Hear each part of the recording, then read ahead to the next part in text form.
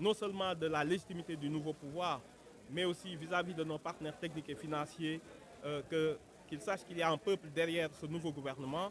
Et je pense que ça ne fera qu'accélérer le processus de réforme structurelle de notre économie, de notre société de façon générale. Surtout la mise en œuvre du projet. Mais c'est nécessaire parce qu'on doit, encore une fois, voter le budget avant la fin de l'année. Il ne faut pas l'oublier. Nous avons des délais constitutionnels à respecter. Jusqu'à présent, le processus électoral ne nous a pas permis d'initier le vote du budget qui devait commencer depuis la mi-octobre.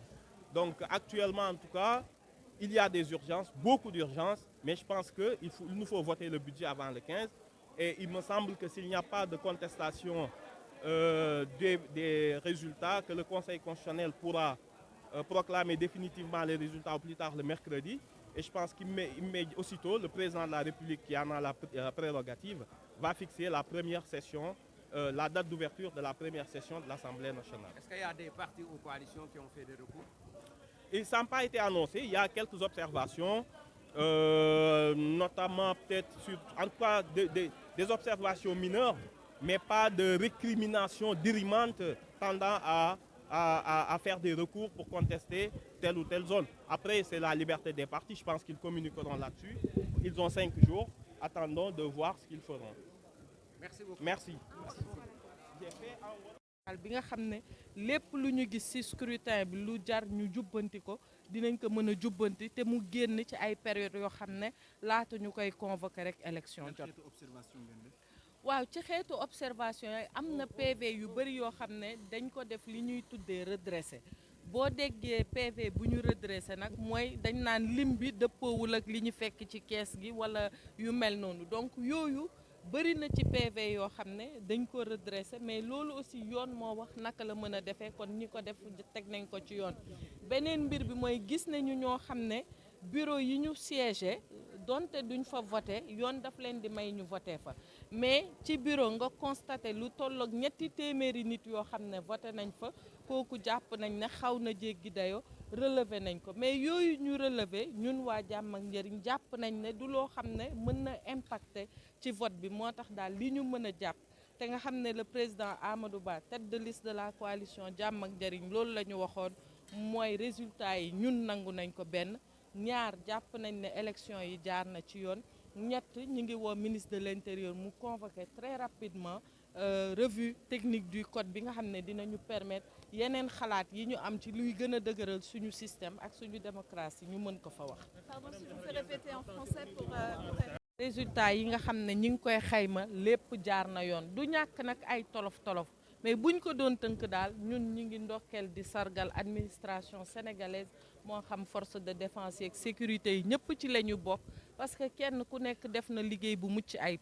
Maintenant li ñuy ñaan ministre de l'intérieur mooy na convoquer très rapidement comité technique revue du code ndax loolu daf ñuy génn ci ay période de élection yoo xam ne du enjeu te yi ñu gis aussi mu doon ay jafe ci élection bi ñu mën ko wax parce que ñàkkul am na bulletin yoo xam ne teewuñu am na bureau yoo xam ne ubbiwuñu am na ay votant li ñuy wax votant originel hors bureau yoo xam ne seen lim day jéggi dayu ak fii bi ñuy ñëw ci commission bi PV yu bëri dañ ko redressé boo déggee ñu naan PV bu ñu redressé mooy lim yi dëppoowul loolu lépp nag aaju na ñu waxtaan ci ba nga xam ne Sénégal moo ciy gagné ndax loolu moo ñu yitteel ñun waa coalition Jàmm ak Njariñ bi ñu président Amadou Ba bi nga xam ne moo jiite coalition bi wax mooy recours amul nous acceptons le verdict issu des urnes et incha allah li ci des mooy nit ñi dem liggéeyi yaakaar naa ne ci loolu la.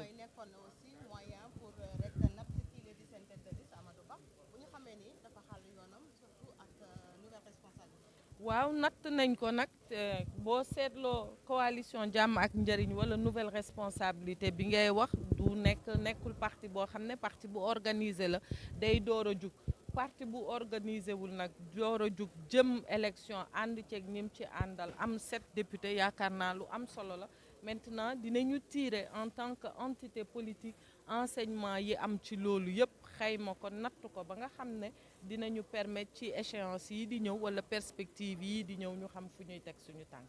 Votre point de vue par rapport à la proclamation de ces résultats provisoires? Oui, ce sont des résultats qui reflètent la volonté populaire et nous nous félicitons aujourd'hui que toute l'administration sénégalaise à chaque échelle concernée ait pu faire son travail, le travail qui était attendu avec abnégation, avec rigueur, avec professionnalisme mais surtout avec transparence parce que c'est ça le but de l'élection. Nous avons, nous, au niveau de la coalition Jàmm ak Njariñ, identifié quelques irrégularités, mais qui ne peuvent pas valablement entacher le scrutin. Et c'est pourquoi nous invitons le ministre en charge des élections, le ministre de l'Intérieur, à très rapidement convoquer le comité technique de revue du code électoral pour nous permettre, dans des périodes hors enjeu, de nous retrouver, de lister ces irrégularités-là, mais également de tirer les enseignements de l'élection. Donc nous attendrons ce moment-là, mais d'ores et déjà, au niveau de la Commission nationale de recensement des votes, les observations que nous avons notées, c'est quelquefois le nombre élevé de votants au niveau des bureaux hors bureau originel. C'est également le nombre élevé de PV qui ont été redressés.